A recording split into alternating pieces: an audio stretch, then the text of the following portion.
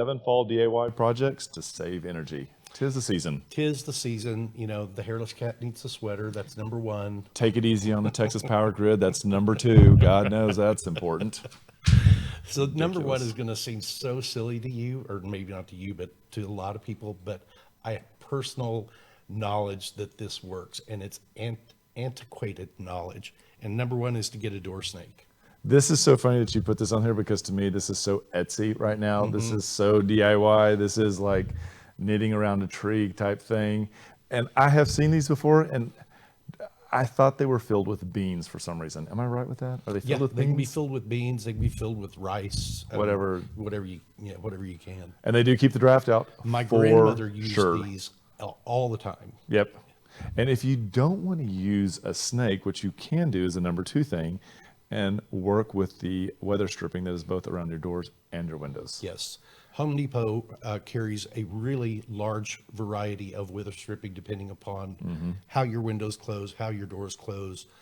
They've made that very, very easy to do yourself. And it's so funny because if you can see light, you need to change it. And I know that during a lot of us that have homes that are on pier and beam, this changes seasonally.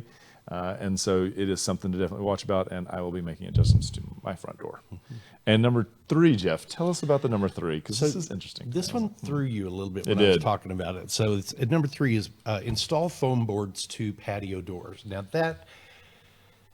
the way that I have seen this done and used is many times in the winter when you've got a door or a window you're not going to be using, that you just want to close off because it's leaky. You can buy these foam boards at Home Depot, Lowe's, that are 1/2 inch thick, 3/4 inch thick, and you cut them like a like a sheetrock, and you cut it to the size that goes into the space you need, and then there is all weather tape that you can use to seal that off with, and it just completely closes that window or door off. And you know, like if you have a garage conversion or something like that, this would also be a really great place to do it, because we know that the insulation on those kind of gets a little less. Yeah. Insulation around the sleeves on hot water pipes. This to me is one of those things, given February of last year, I think is so important. And I feel like more and more of us that live in Texas are going to take a long, hard look this fall, hopefully. I'm sure our insurance companies are hoping we're doing the same thing, and make sure that this is done. Yes, this is such a time saver. Critically important, especially when many of the tankless hot water heaters are being mounted on the outside of the house now. It is critically, now yours was insulated really well. It just didn't have enough insulation to have, stand 5 days of 18-degree weather. Yeah. So. Neither did my trees. Yeah. So yeah, great times. Here's one that was very interesting, and you don't see these very often. I feel like they used to be more popular maybe when water heaters weren't as efficient as they are today. That is true. Number 5 is wrap your water heater with a water heater blanket. They do sell these online still. They sell them at Home Depot.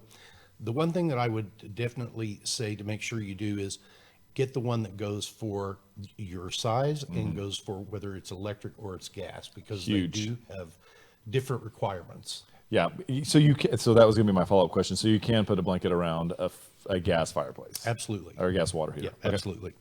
The next one is interesting to me because it makes complete sense to me, and yet I have never heard anybody talk about it. So the number 6 is an inflatable fireplace plug. And I've got a picture of it for you here.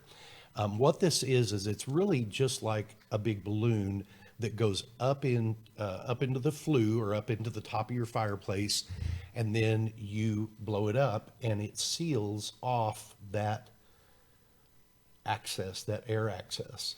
I have to crawl into mine and look at this because I feel like mine is a tiny little circle, and I look at that right there and I'd be like, that's too big for my fireplace. Or is it not going into the actual little flue? It's not going all the way into the flue. It's just going into the top of the fireplace. The top cavity? Where it connects to the flue. This is a great thing because if you think about it, this is also where your cold air is going to be in the summer, is going to be sucked out if it's a windy day and cause, again, everything to work harder and cost you more money to heat and cool your home. And this one really made sense to me because, for many years, I've lived in my house for 30 years. And for many years, we built wood fires in the fireplace. Yep. And My fireplace just didn't draw enough that I didn't always have that lingering smoke smell after we Really? yeah, burned a fire. And so probably for, oh gosh, probably for 12 to 15 years, I didn't burn a fire in my fireplace because I didn't have gas there.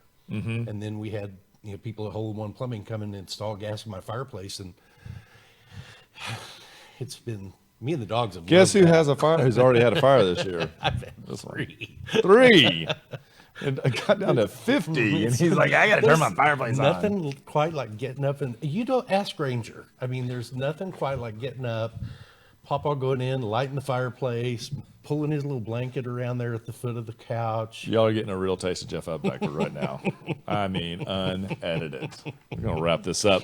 The last one is going to be to install an attic stairwell insulator. And I actually have one of these, and I had never seen one before. And it is an enclosure that is your drop-down staircase into your attic. And this thing zips and unzips, and it really does keep heat from either permeating or your cold air from going up. It is really amazing. It's really a great idea. Who knew? Yeah. I mean, this is why I always say there are so many building sciences out there that can really change the way your house heats and cools, and therefore can negative or positively affect your utilities. And, I also like the fact that people are constantly inventing things to help. Your house was built in the 50s. But it's Right. had, yes. So, and it's had some updating to it for sure. So, but they before that, you could probably stand under that and feel the heat in the summer. Oh, yeah. Or a draft like crazy in the winter. You're like, why is there a cold spot in this hallway? Well, I hope that you found that helpful. If you have any questions about any of these, certainly reach out to us. We would be happy to help you. We hope you'll join us next Wednesday at noon for our episode 158, and we will see you then. And just remember, we want to be realtors for life.